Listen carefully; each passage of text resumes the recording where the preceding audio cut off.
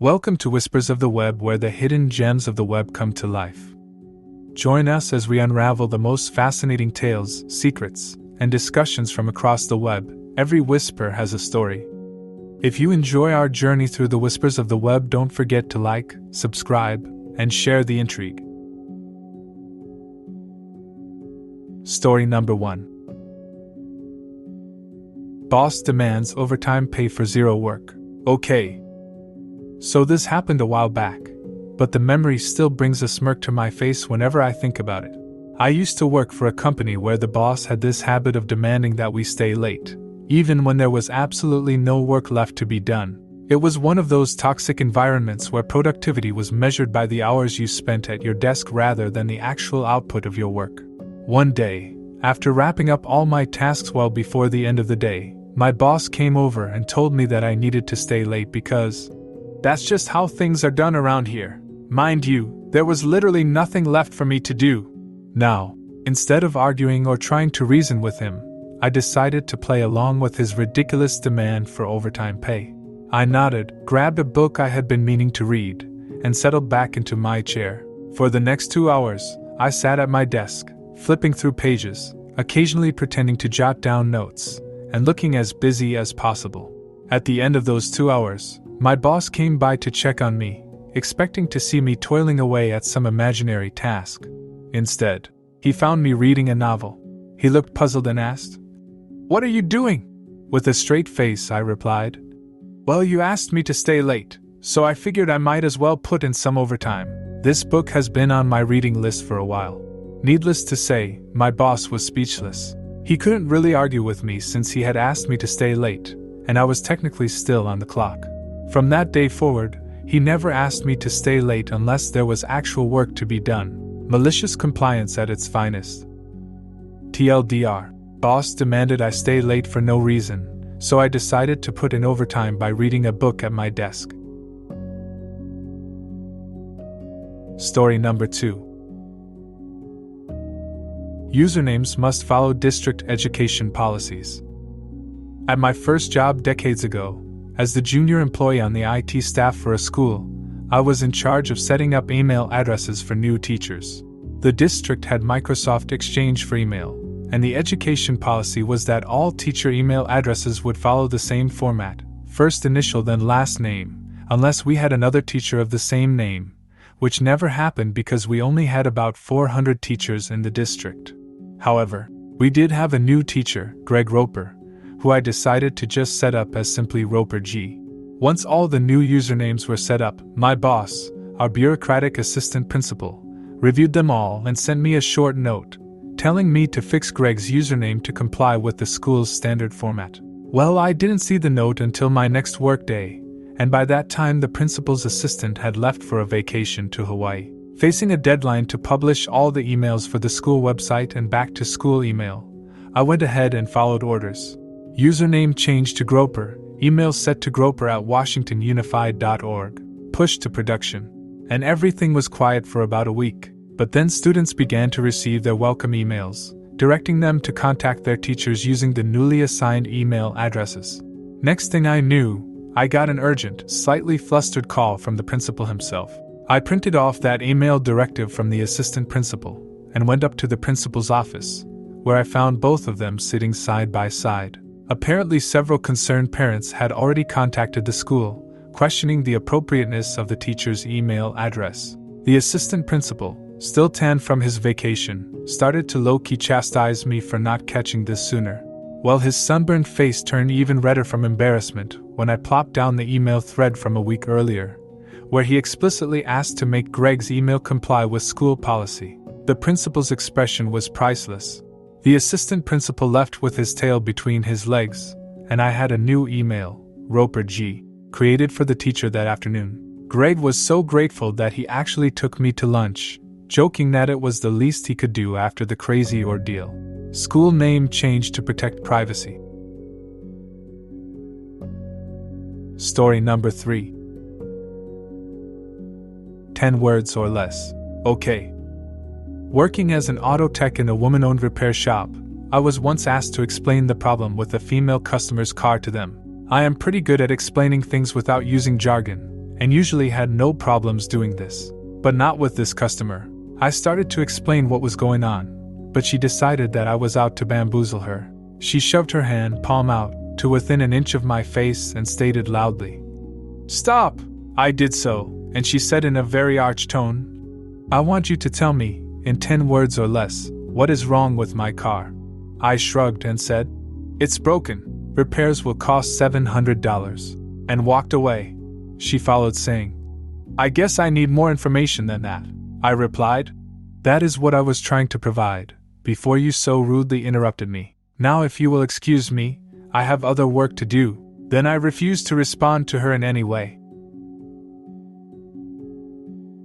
Story number 4. Boss says to look pretty. This isn't my story but my friend's. My friend worked at a jewelry store, and the attire was a business suit. She loves her job because she is surrounded every day by precious metals and stones. She's a nerd for Victorian fashion or whatever else there is regarding fashion, balls, princesses, and royalty of Europe.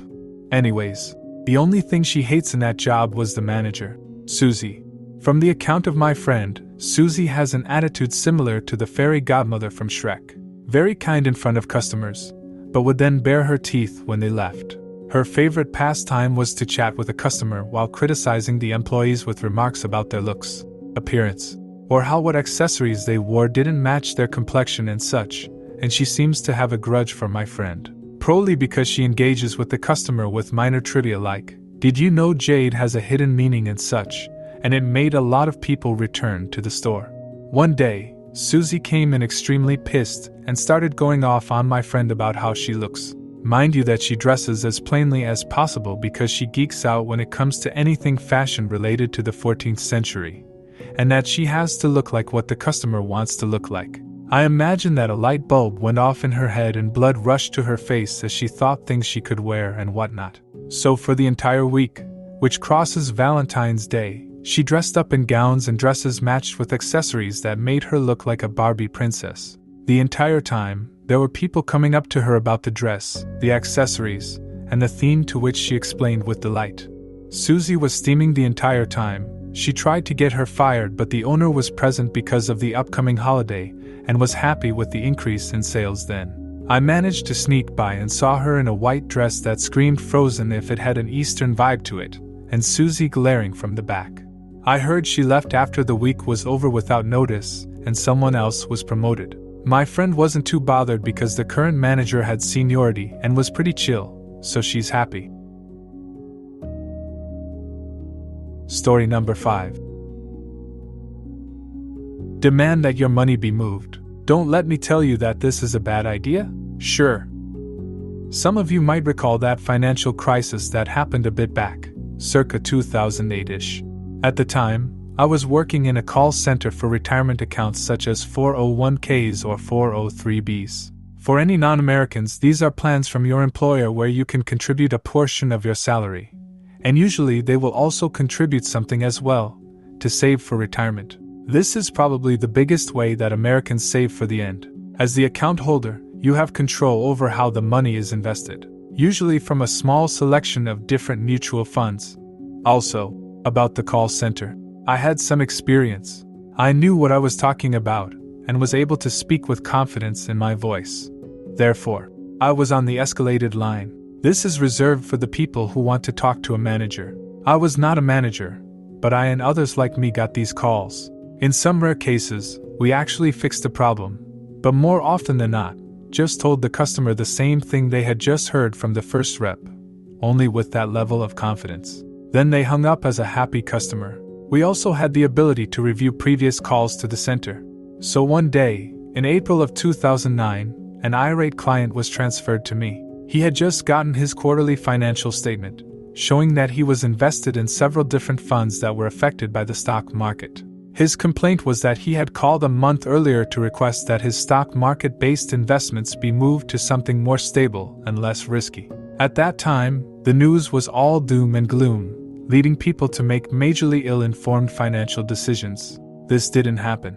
As I reviewed the transaction history on his account, I confirmed that whoever he had spoken to previously had only redirected new contributions into stable funds, but had made no change to any existing balance.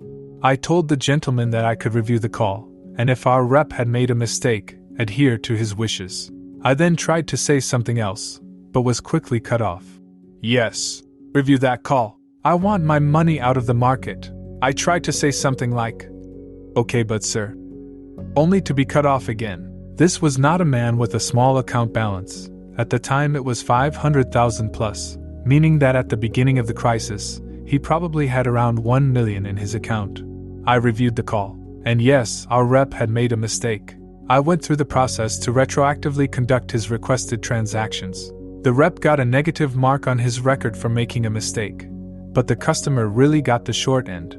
For those that don't know, the low point in the market was in early March of that year. Many stocks and markets rebounded enormously and very quickly. What I wanted to tell the guy was something like, Fund A is up 28% since the day you made that call. Fund B is up 32%.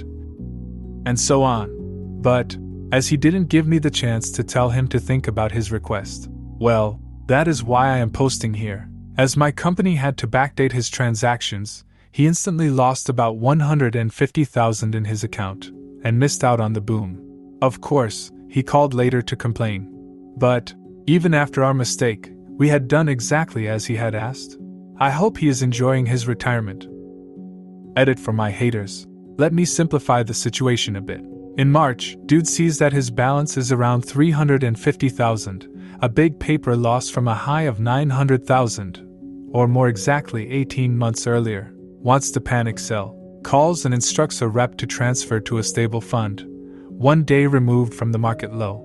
Rep mishandles transaction. A month later, his account is up to 500,000. Tells me to review his original request and make sure bad things happen to that rep. Doesn't allow me to explain why this may not be a good idea and asked him to reconsider. Has original request granted and account balance is now back at 350,000. Thank you for joining us for today's journey through the whispers of the web. Share your thoughts and suggestions for our next adventure. If you're not yet a part of our whispering community, click the subscribe button and click the bell for notifications to never miss out on another story. Join us next time as we uncover another enthralling tale from the web. Until our next whisper.